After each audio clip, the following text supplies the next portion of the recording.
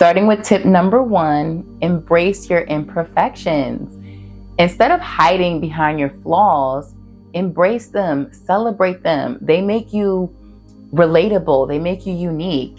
Stand within your uniqueness. You want to stand out. The saying that stand out amongst the crowd?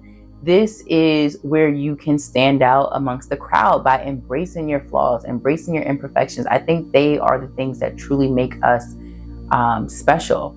Not only, should we celebrate or flaunt the best sides of us, we should also embrace the also not favorable sides, or the parts of us that could use a little bit of work. Or if there are things you can't change, just embrace them. Embrace the way that God made you, because that is what's really going to bring the beauty out in you and make people more drawn to you and want to explore more about you.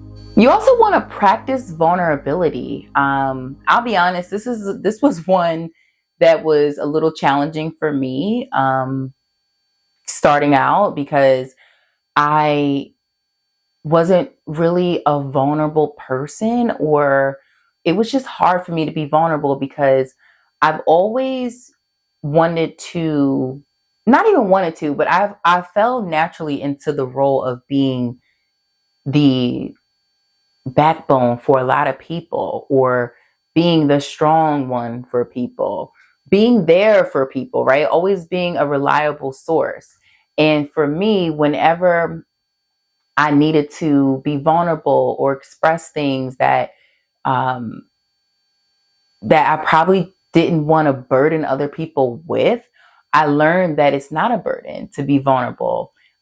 Sharing my thoughts, feelings, and experiences with others openly, it fostered connection. It allowed me to really connect with people on a deeper level.